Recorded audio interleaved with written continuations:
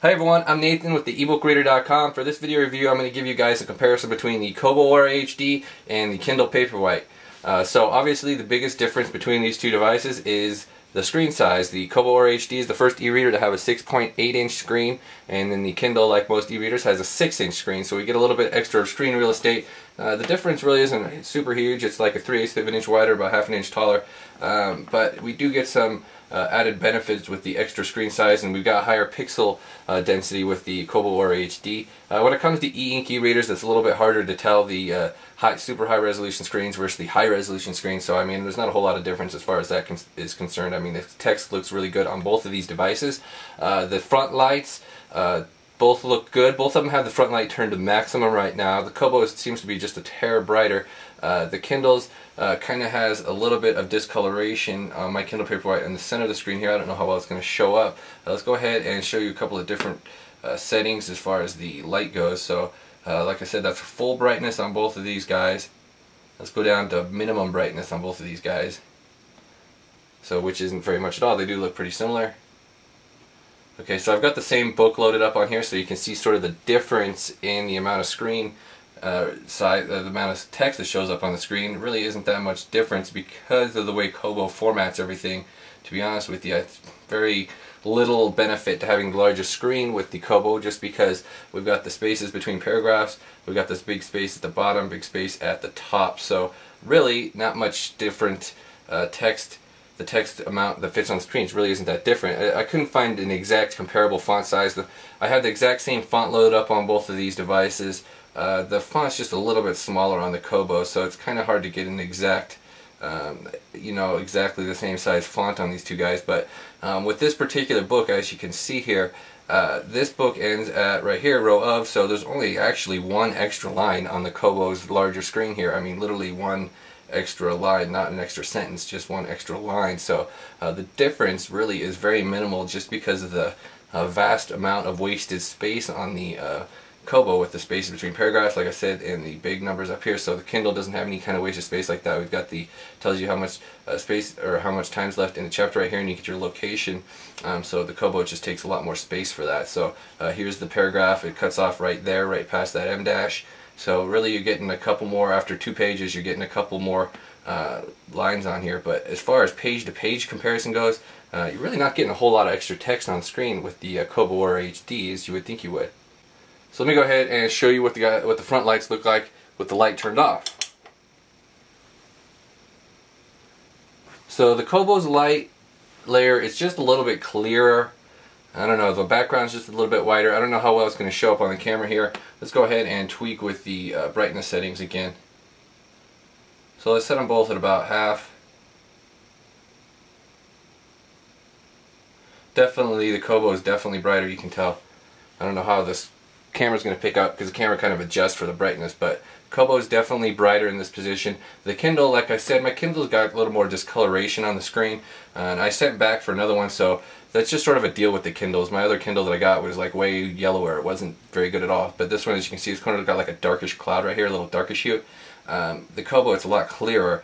It does tend to have a slightish yellow up here. You can't see it very well, or very much, but it is just a tad yellower towards the top of the Kobo than it is down here. It's a lot less distracting than I find with the sort of yellow, or the dark spot on the Kindle. So I do give the definite edge for the front light to the Kobo, and I says the same thing with the Kobo Glow. The Kobo Glow definitely had the better front light, just because it doesn't have that discoloration than the Kindle Paperwhite. So it just sort of depends on the Kindle what you're going to get, because some of them are really good apparently, and some of them have discolorations. So as far as night reading, the Kindle definitely does go dimmer. I don't have a problem with the Kobo's light. This is a pretty good amount of light for reading at night for me. The Kindle, it's just a little too dark. I usually like to have it in the 5 range, which is like right about here. So that's about the same brightness it is on the Kobo. It might be a little bit brighter actually.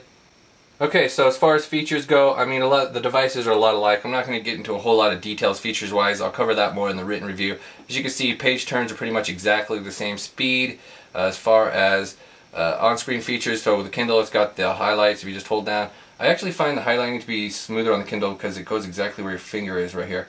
So if we wanted to undo that, we could just, oops, if we wanted to just go from just this paragraph to right here, It's a little bit easier than I find on the Kobo, where it's a little bit of a lag when you initially do it. And you get this little icon right there. There we go, that was bad. See, this is what happens a lot on the Kobo, is it goes down to the next line, and you gotta jump it up back to there, and then it goes to the next line. It goes to the next line. I keep skipping the one I want to go to. So it's definitely smoother on the Kindle as far as highlighting goes. We've also got the notes. We can run searches. The Kindle offers some other features in here. We've got the Wikipedia. You can look up stuff on the Wikipedia and report content errors. We've got translation. So the Kobo actually has translation dictionaries as well. We've got the Facebook integration searches. So as far as that feature, those features go, they're very similar. They both also have an estimating feature that tells you how much longer it's going to take you to read the chapter, and how long it's going to take to read the next chapter, and how long it's going to take to read the book. So the Kindle has the same sort of thing down here where it tells you 3 minutes left in chapter and how much longer you've got in the book. So we've got the same sort of deal there as far as the estimation of the time reading speed. Obviously both devices have Wi-Fi. You can get the 3G option on the Kindle, so if you want internet away from the house or away from Wi-Fi, the Kindle is definitely the option for that, because no other devices have the 3G. Another thing that the Kindle offers is landscape mode, so if you want to switch over to reading in landscape, it's kind of nice sometimes to hold the device that way. It's pretty comfortable. The Kobo doesn't offer any landscape mode at all, except for with PDFs. If you're reading PDFs, you can switch over to landscape mode, but with ebooks, it just stays in regular portrait mode for everything. So the Kobo has some more advanced font options. As far as the Kindle's font options go, I forget you got a top at the top on the Kindle. Sorry, it gets me confused sometimes. Okay, so with the Kindle we've got the, so here's the alt fonts. If you haven't seen this trick, I have a video post for this and a review article posted for this to show you how to get alternate fonts on your Kindle Paperwhite. It's really, really easy. Basically just got to add a folder with some fonts and then create this other folder direct to it. So we can install different fonts on the Kobo as well. You can go in and just create a folder on the Kobo and put fonts in there. It's a little bit easier on the Kobo, but it's really easy on the Kindle too. So we can basically get in and get whatever font you want. As you can see, I've got the same font on both devices right here.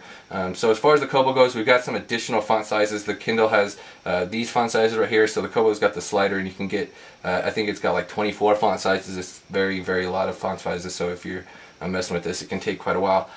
So we've got more line spacing and margin adjustments too with the Kobo. We've got the slider, and with the Kindle we've just got 3 settings, and these ones are all super huge, so basically I just have it on the smallest one all the time. So there's not a whole lot of settings with the Kindle, but I like how the Kindle's format's better with the indented paragraphs. It just fits a lot more text on the screen, so I wish the Kobo had that option, because as you can see, like when you get to a place with lots of dialogue, I mean, it's just so much wasted text with all those spaces between paragraphs. I just rather prefer have it like this, and I really, really wish Kobo would add that option. As all the font options that they have in here, I mean, you still can't get rid of the spaces between paragraphs, so that would be really something nice that they would be, if they could add that, because we've also got the options to justify to the left if you don't want the weird spacing. With sometimes, you know, you get the weird spacing when it's using full justification. If you just want to have everything spaced evenly and have the uneven right edge, you can go ahead and format it that way. Okay, so the main caveat with that would be is that the Kobo, you can't change the font and the line spacing and margins a lot with side-loaded documents. Works best for Kobo documents. It's kind of hit or miss when you side-load documents onto here if these are going to work well or not. Sometimes something works, like the font adjustment always works, font size, but I mean, the line spacing and margins are sometimes hit or miss, and a lot of times it just sort of depends on the specific book that you're using if that's going to work or not. So it's definitely more consistent on the Kindle, because those always work, no matter what, if it's a side-loaded book you got online or if it's a Kindle ebook. They basically all have the same sort of layout. So that's one difference with the Kobo. So when it comes to the home screen, the Kobo has more of a like a scattered layout here. You can shows all your different stuff you've been doing. You've got like the web browser link right here, the games, there's like chess. So all of your recent activity shows up on the home of the Kobo device, whereas their Kindle just obviously gives you a list.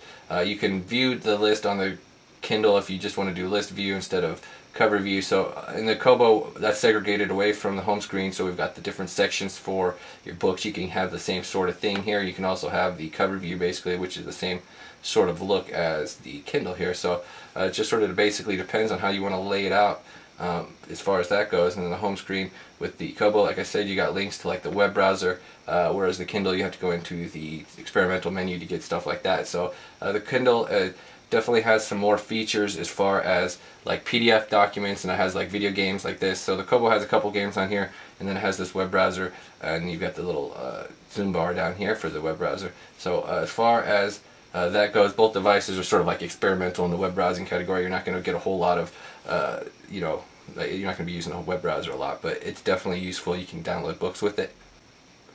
Okay guys, I'm going to go ahead and wrap this comparison review up right here. I'm going to have a lot more details covered in the written portion of this review, so check out the ebookreader.com for more information. I basically just wanted to use this visual review to show you guys the difference in the amount of text that fits on the screen, the differences in formatting, and just sort of the differences in the front light. So thank you for watching, and subscribe if you like these videos.